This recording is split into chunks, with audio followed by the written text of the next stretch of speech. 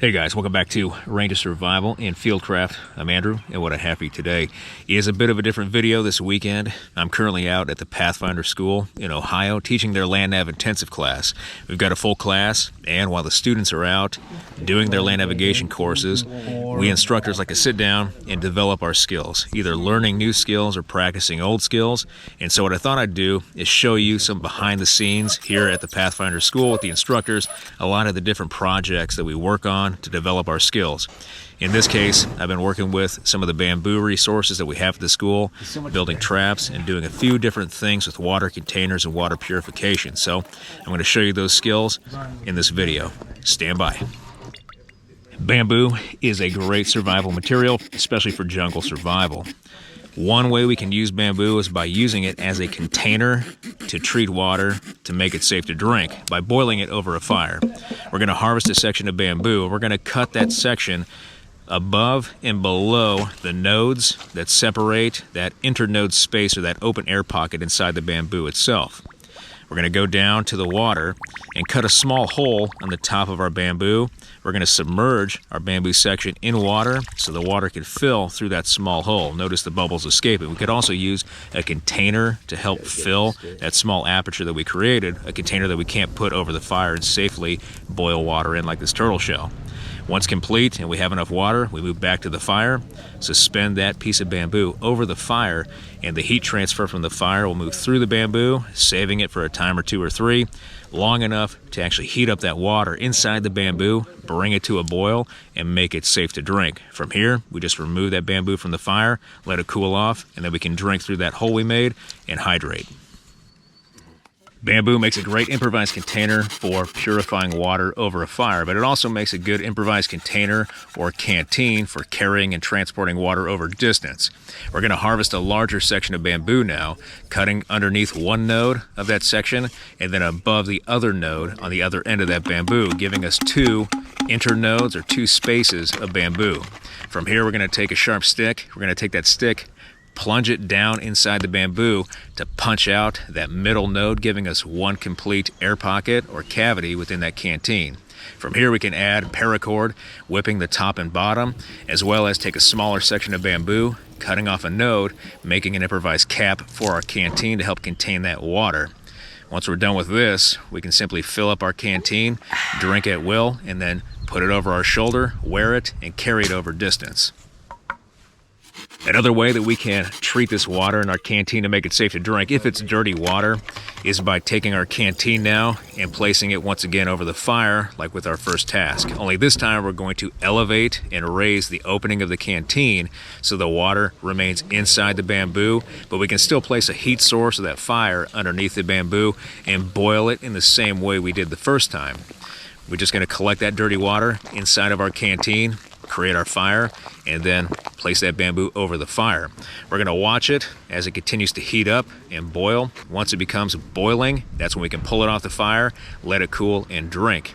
And just to show you how much water we can actually fit inside this canteen, I'm going to pour it out in this cup and show you.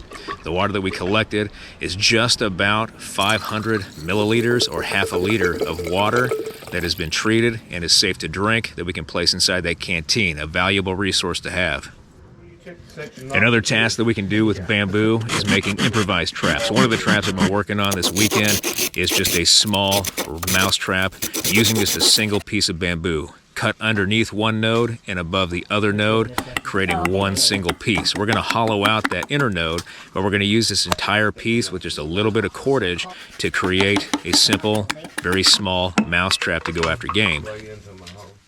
We need to create a stop cut with our saw or some sort of cutting device about 3/4 to 7/8 through the material, leaving just a small arm section on here that's going to act as the engine for our trap. We're going to take that and we're going to whittle it down, making it very thin to create a nice spring effect and a lot of flexibility in that engine. Once we have that engine thinned down, we can use our awl or some sort of drilling device to begin creating holes. We're going to create about 5 holes in this trap. 1 at the very end of our engine, and then 4 on the body of our trap. 2 are going to be for the noose, 2 will be for the hold stick for our trigger stick, and that last one will be for cordage. We're going to create just a cross beam that's going to go through the body of our bamboo trap, and this section is going to be for our trigger stick. We can just harvest this from the other material that we processed earlier, shave it down, and then fit it in between those holes through the trap, and the sharp edge of that stick is going to be what holds our trigger stick in place to activate the trap. Once complete with that, we can take our reamer or awl and drill the remaining 2 holes that will be for the noose of our trap. We can also begin working on what will be our trigger stick with the material we processed earlier, shaving down a point and beginning to carve the notch that's going to fit on that stick inside our trap. Once we're complete with that, we can use the excess material again to create our trigger stick. It's going to be a point on one end so we can actually fix and attach bait that the animal's going to go after. And then using a cutting tool, we're going to carve a L7 notch into our trigger stick, and that's what's going to attach to the stick that will hold it in place in our trap. Yeah.